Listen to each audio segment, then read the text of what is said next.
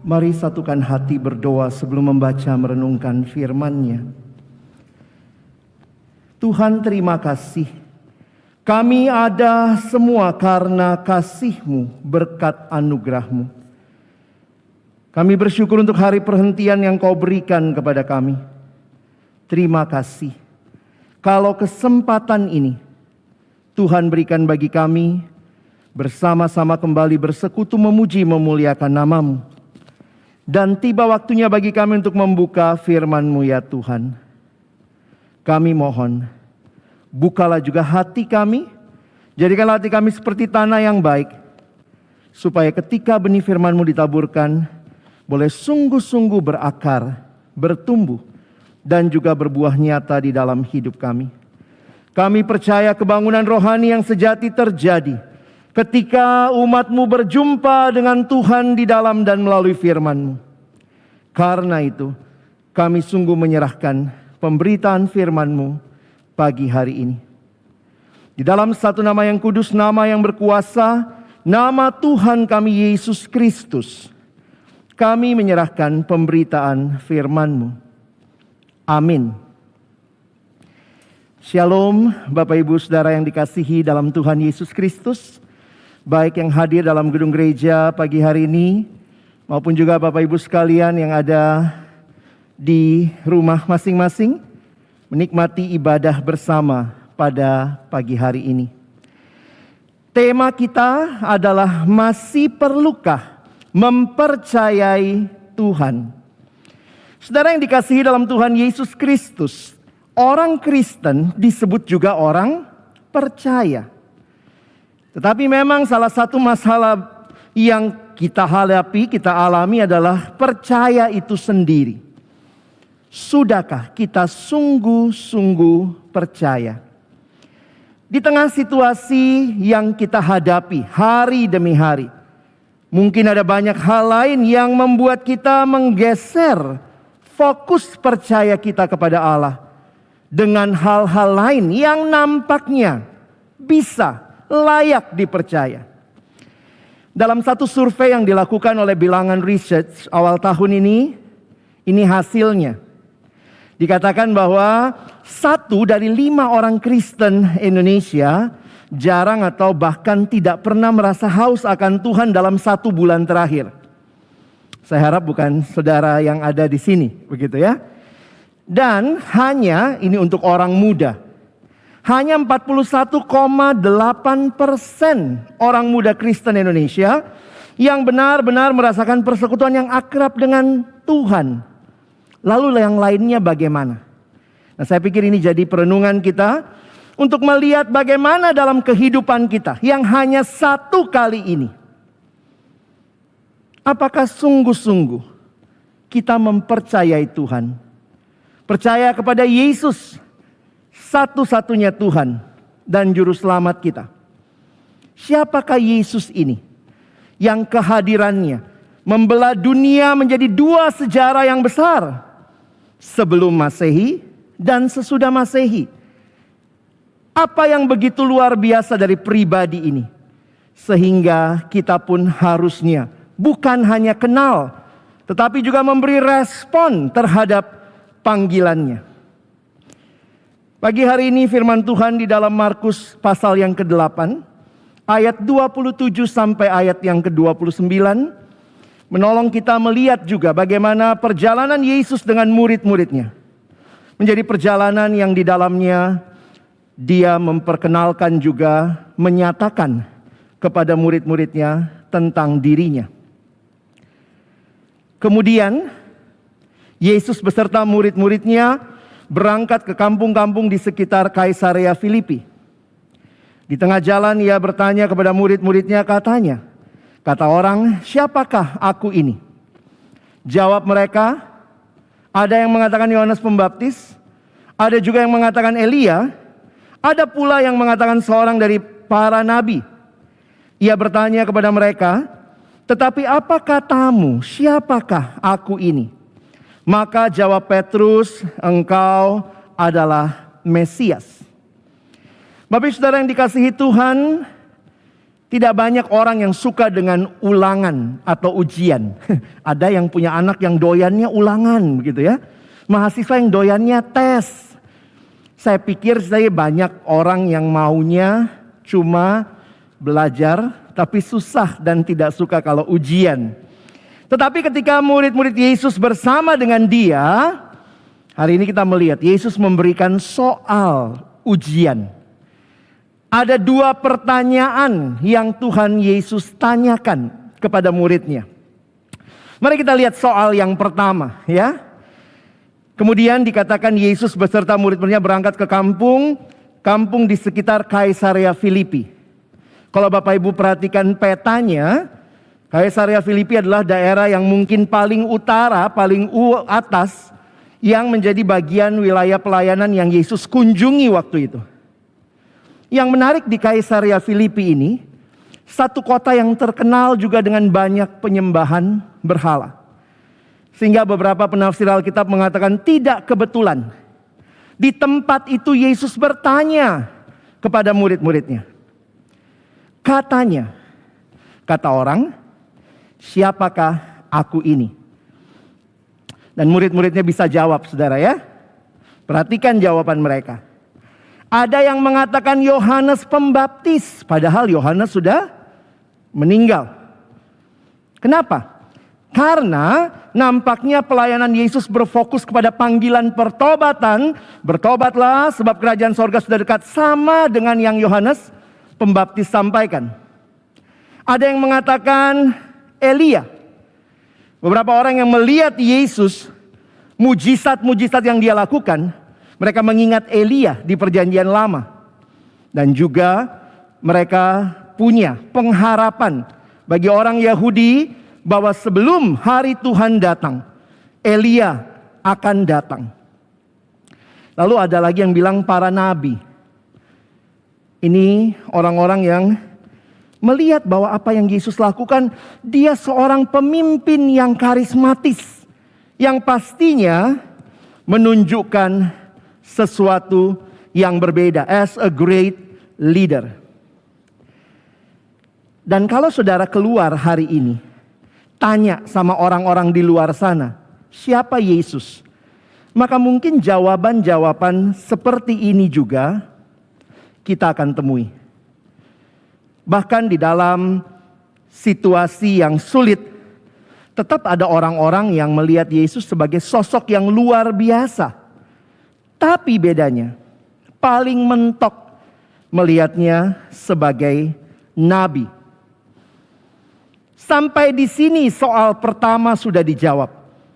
Tapi Yesus tanya lagi soal yang nomor 2. Kalau tadi menurut orang banyak, maka ia bertanya kepada mereka, tetapi apa katamu, siapakah aku ini? Pertanyaan kedua ini menjadi sebuah pertanyaan yang lebih personal bagi murid-muridnya. Yang di dalam perenungan saya juga. Tuhan ingin tanya kepada Bapak Ibu Saudara sekalian. Menurut kamu, siapakah aku? Maka Petrus menjawab mewakili para murid, engkau adalah Mesias. Saudara, menarik sekali jawaban Petrus ini. Karena jawaban ini di dalam bagian yang lain dalam Injil yang paralel dikatakan, bukan manusia yang menyatakan kepadamu, tetapi Allah yang menyatakan hal ini. Mengapa demikian? Saudara yang dikasihi Tuhan, seorang hamba Tuhan yang masih muda bernama David Platt, dia menyimpulkan bagian ini. A true understanding of Christ comes not from human invention, but only from divine revelation. Pengenalan akan siapa Yesus, Kristus, Mesias, Sang Juru Selamat dan Tuhan. Ini bukan lahir dari penemuan manusia, tetapi hanya semata-mata wahyu Allah, penyataan Allah. Kalau saudara punya Alkitab cetak, lihat di belakangnya, apa itu Mesias? Maka saudara akan disuruh lihat Kristus. Dan di dalam kamus Alkitab kita dituliskan begini, Mesias, Kristus. Mesias bahasa Ibrani, Kristus bahasa Yunani. Jadi sama, Mesias, Kristus, Yesus, Kristus. Adalah yang dipilih Allah menjadi penyelamat dan Tuhan. Saya pikir di sini kita bisa melihat ya, bahwa kehadiran Kristus, Mesias, dipilih Allah menjadi penyelamat dan Tuhan. Saudara, memang nama Kristus kelihatannya menjadi namanya Yesus. Jadi Yesus Kristus, Yesus Sang Mesias. Itu bukan marganya ya. Nanti orang Batak mikirnya siapa namanya? Yesus, marga ahado Kristus. Yesus famnya apa? Kristus, bukan. Tapi itu adalah satu tugas yang dia emban. Sebagai Sang Kristus yang dipilih Allah menjadi penyelamat dan Tuhan. Apa artinya? Mengapa ini dikatakan sesuatu yang Allah nyatakan? Dia Yesus Juru Selamat. Dia Yesus Tuhan. Karena ketika saudara dan saya mengerti dengan jelas apa yang menjadi pergumulan kita, apa yang menjadi pergumulan manusia, mengapa kita membutuhkan Yesus yang adalah Mesias. Saudara, di dalam Alkitab kita belajar tentang dosa. Kita tadi baca sebelum pengakuan dosa, Roma 3 ayat 23. Tetapi semua orang telah berbuat dosa dan telah kehilangan kemuliaan Allah. Dalam perenungan saya di masa pandemi ini saudara, memang COVID-19 ini disebutnya pandemi. Tetapi saya pikir waktu membaca Alkitab, sin is the real pandemic. Dosa itulah pandemi yang sesungguhnya. Karena namanya COVID, dibilang pandemi karena terjadi di banyak tempat di dunia. Tapi tidak semua orang kena, betul? Tetapi waktu bicara dosa, dosa melanda seluruh dunia, semua manusia, tua, muda, miskin, kaya, anak-anak, orang dewasa. Semua. Sehingga actually sin is the real pandemic. Sebuah realita yang begitu mengerikan. Dan ketika kita memandang apa yang kita butuhkan untuk keluar dari situasi ini, maka kita bersyukur Yesus datang. Dia adalah Juru Selamat, Dia adalah Tuhan. Saudara yang dikasihi Tuhan, fakta dosa mungkin kita abaikan di masa modern ini. Kenapa? Aduh Pak, ngapain ngomong dosa? Dalam satu khotbah Natal, waktu saya singgung tentang dosa, mulai banyak yang gelisah gitu ya. Natal Pak, maunya happy-happy dengar berita sukacita. Nah ini berita sukacitanya. Bahwa untuk pergumulan dosamu dan dosaku, Allah, Dia bukan Allah yang angkat tangan. Dia bukan Allah yang cuci tangan. Tetapi Dia Allah yang turun tangan menyelesaikan pergumulan dosa kita. Dosa begitu mengerikan. Dosa digambarkan di dalam kitab Roma seperti seorang tuan. Dosa dipersonifikasi seperti tuan yang punya hamba. Makanya disebut hamba dosa. Dosa itu membelenggu. Hidup di dalam dosa menjadi hidup yang kita tidak mengalami sukacita yang sejati. Kalau saudara tahu masalah saudara, maka saudara juga akan bisa melihat apa yang saudara butuhkan. Ketika pandemi begini kita semua butuhnya vaksin ya. Walaupun vaksin dikatakan tidak menyembuhkan, tetapi mencegah, memberi pertahanan yang baik. Kalau pikir-pikir sin is the real pandemic, Yesus vaksin sejati saudara ya. Bahwa kita sangat membutuhkan Dia. Dosa membelenggu manusia. Tetapi Allah memberikan anaknya yang tunggal, Yesus Kristus, menjadi Tuhan dan Juru Selamat. yang menyelesaikan pergumulan terbesar kita, terdalam kita. Semua agama bicara tentang keselamatan. Kekristenan berbicara tentang keselamatan dari bahaya yang terbesar dan terakhir. Semua kita akan mengalami bahaya yang terbesar dan terakhir, yaitu maut, karena upah dosa adalah maut. Tetapi Allah menyediakan jalan keluar atas pergumulan ini. Disinilah kita bertemu dengan betapa signifikannya kehadiran Kristus bagi saudara dan saya. Saya yakin betul Tuhan tahu pergumulan kita. Saudara setuju? Kalau pergumulan terbesar saudara hanya masalah ekonomi, yang diutus juru ekonomi saja, nggak usah juru selamat. Kalau masalah terbesar saudara hanyalah masalah kurang makan, yang diutus juru pangan.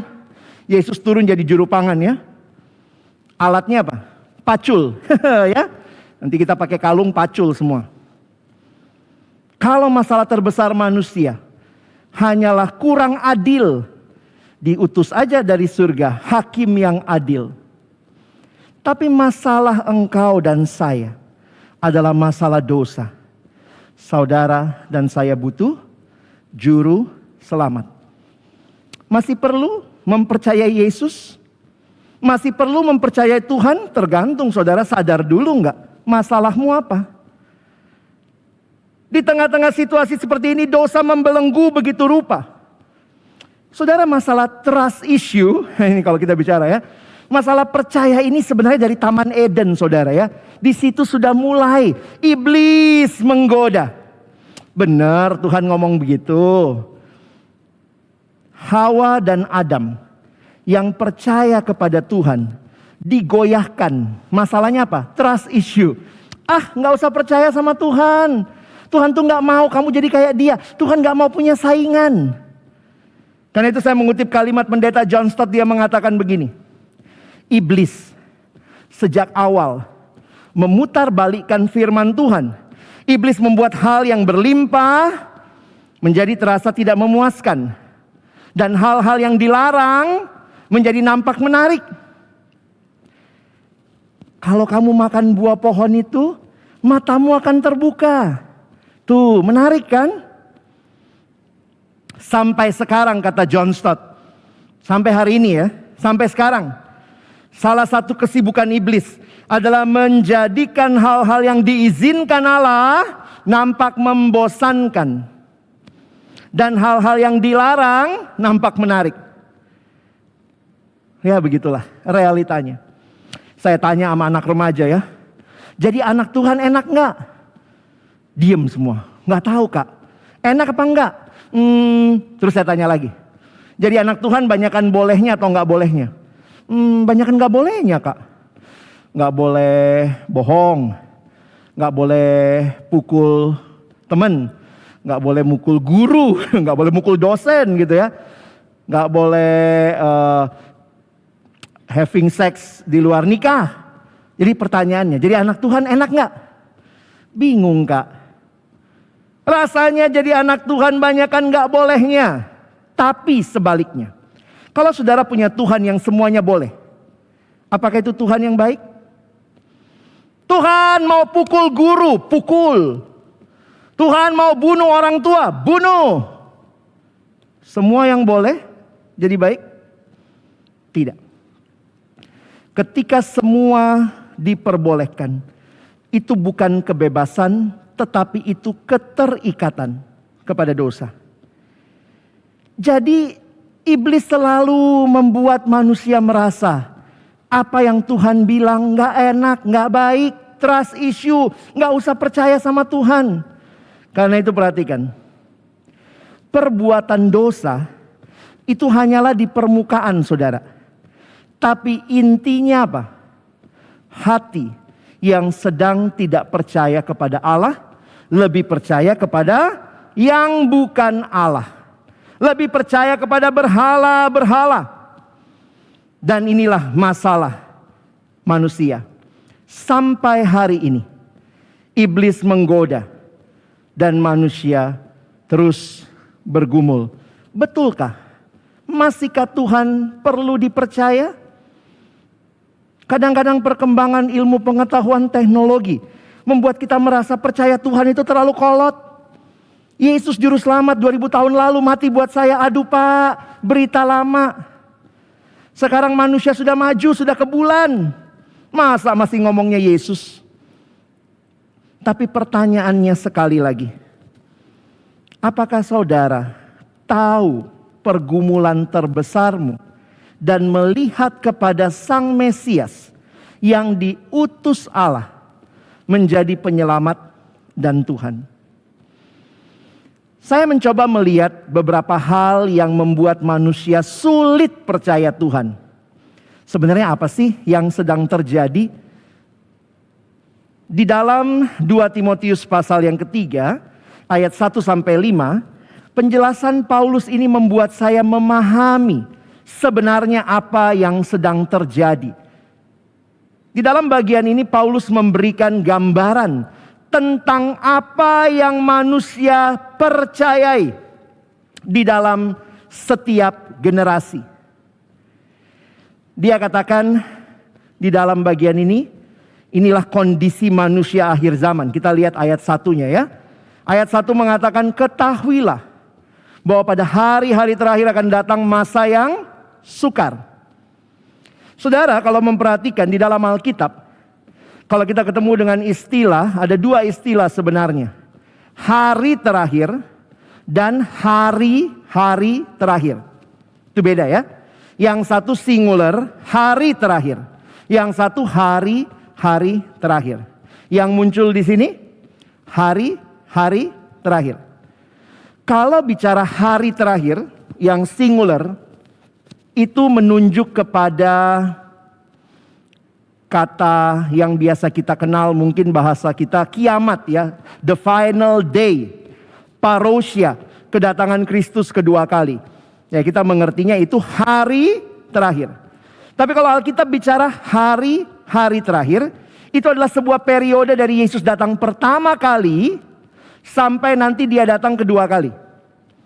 Nah, periode ini adalah hari-hari terakhir. Nah, Paulus menulis surat kepada Timotius. Paulus ada di mana? Hari-hari terakhir. Timotiusnya hari-hari terakhir. Bagaimana dengan kita? Sama. Kita juga ada di hari-hari terakhir. Karena itu kalau saudara teliti membaca Alkitab, ini bukan nubuat. Karena ini adalah sebuah realita yang terjadi di hari-hari terakhir.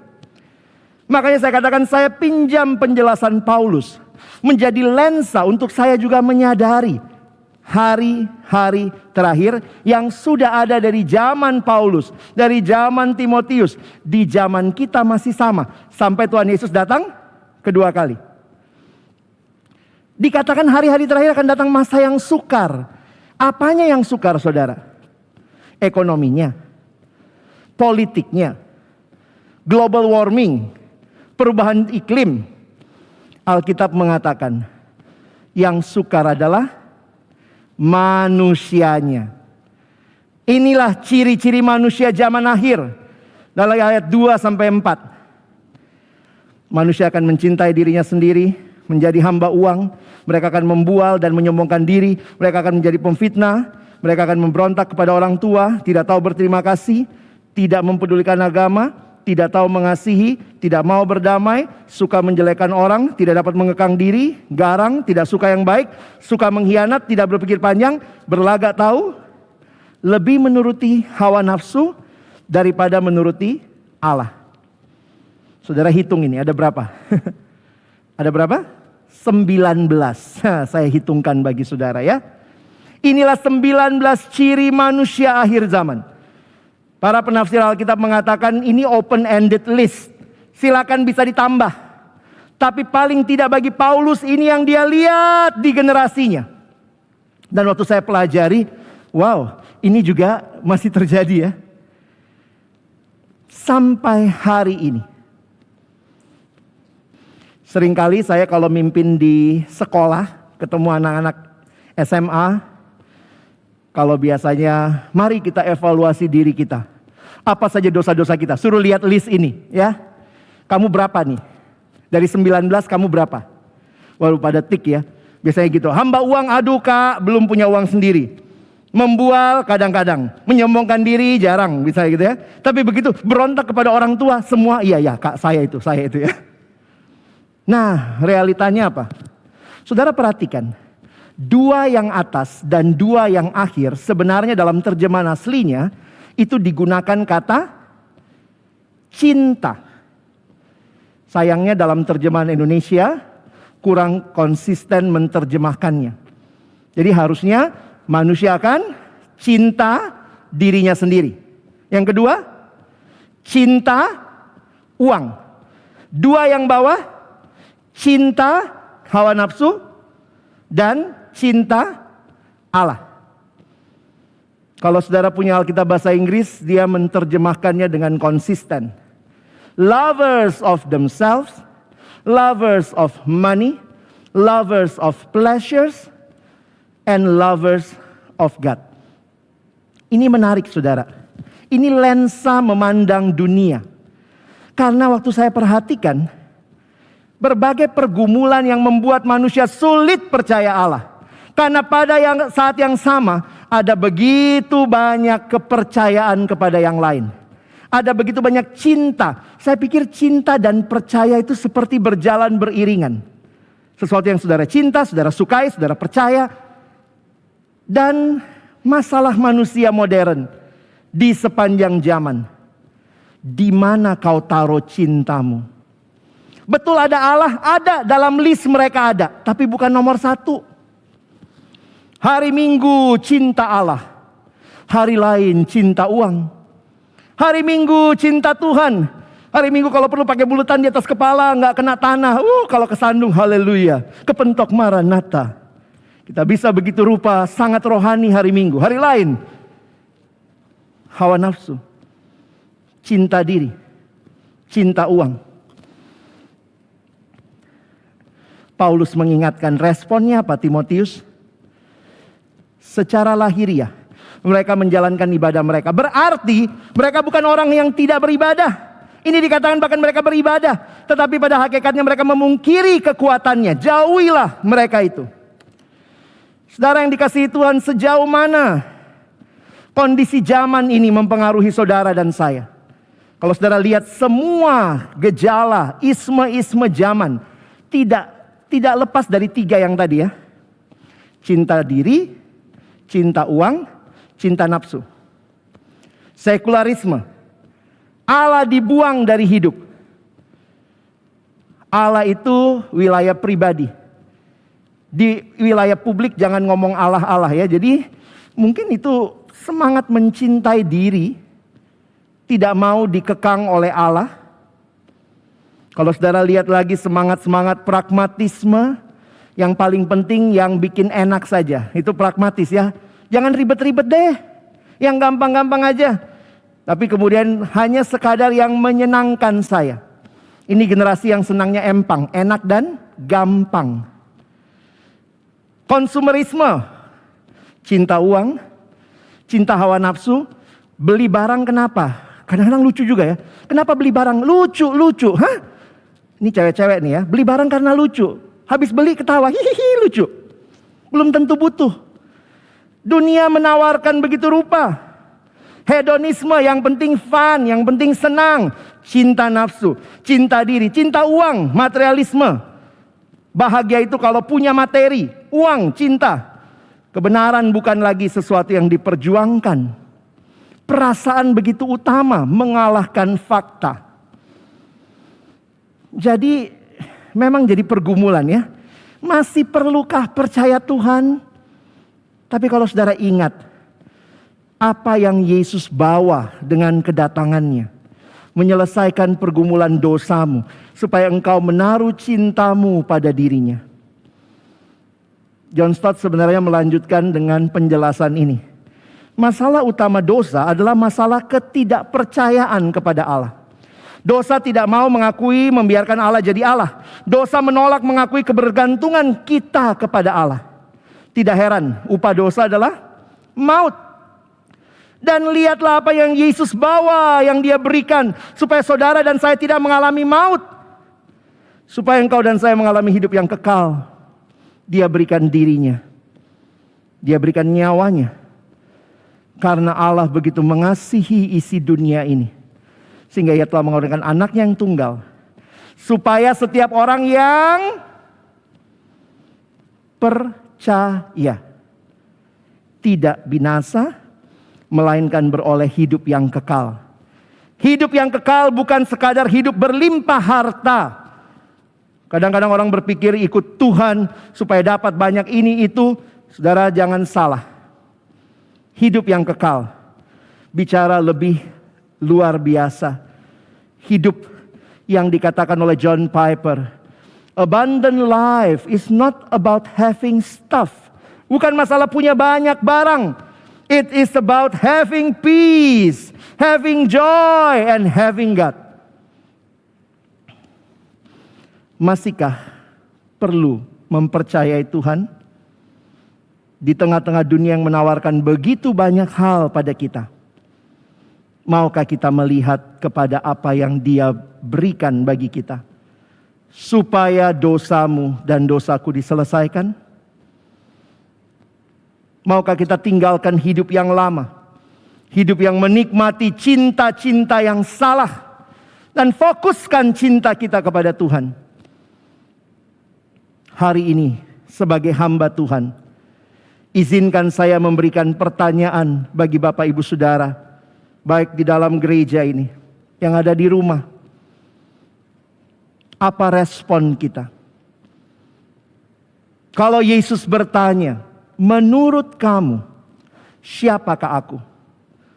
Maukah kita mengaku, ya Tuhan, Kaulah Tuhanku, Kaulah juru selamatku.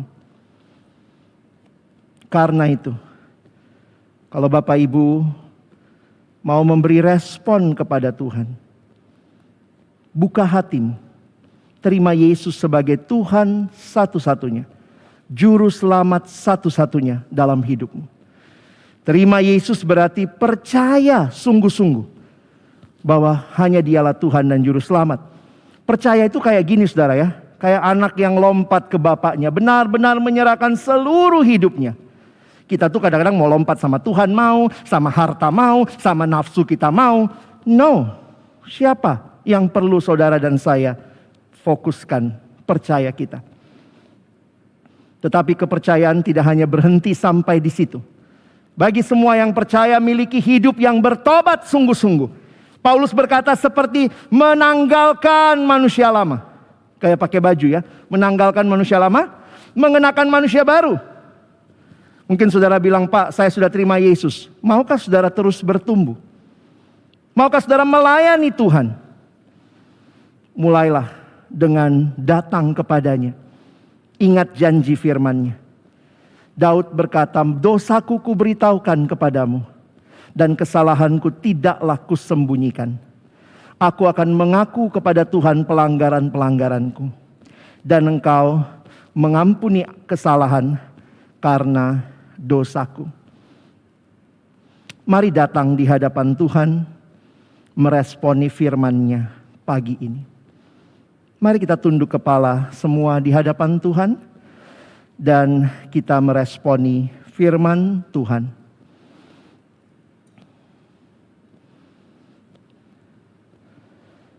Adakah Bapak Ibu Saudara yang mendengar firman hari ini? Adakah engkau yang berkata, Tuhan, di sini saya. Selama ini saya taruh cinta saya kepada hal-hal yang lain. Tapi hari ini saya dengar firman-Mu, saya mau percaya kepada Tuhan. Karena tidak ada yang bisa membebaskan aku dari dosa. Hanya Engkau Tuhan. Kalau hari ini Bapak Ibu Saudara mau ambil keputusan, terima Yesus dalam hidupmu. Siapa yang berkata, Tuhan di sini saya. Saya mau bertobat sungguh-sungguh. Saya mau buka hatiku untuk pertama kalinya menerima Engkau sebagai Tuhan dan Juru Selamat. Kalau ada yang ambil keputusan ini, saya mau doakan keputusan Bapak Ibu Saudara. Taruhlah tangan kananmu di dadamu sebagai simbol penyerahan dirimu kepada Allah. Bapak Ibu yang di ruangan ini, yang di rumah, yang berkata, Tuhan, saya mau buka hatiku. Silakan taruh tangan kanan saudara di dada sebagai simbol penyerahan dirimu kepada Allah. Atau mungkin ada yang berkata, Tuhan, saya sudah pernah buka hati terima Yesus, tapi saya rindu Tuhan terus bertumbuh, bahkan melayani Tuhan. Itu juga saya rindu. Saya mau komitmen hari ini setelah dengar firman, saya mau bertumbuh terus dan melayani Tuhan. Jika ada yang ambil keputusan ini, taruh tangan kanan saudara di dada juga. Saya rindu doakan keputusan saudara.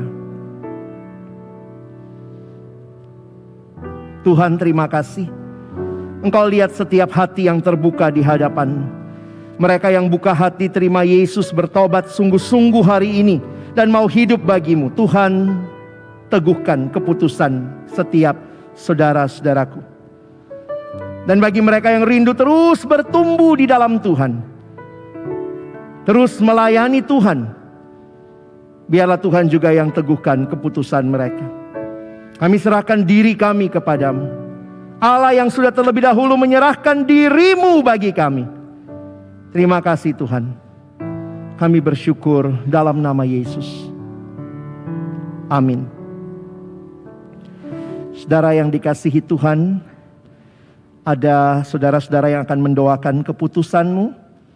Karena itu silakan Bapak Ibu Saudara boleh mengirimkan keputusan Bapak Ibu dan nama sebagaimana yang tertera kepada nomor WA yang ada. Dan nanti ada Bapak Ibu Saudara yang akan mendoakan keputusan setiap kita. Terima kasih, kiranya Tuhan menolong kita untuk terus hidup di dalam Dia.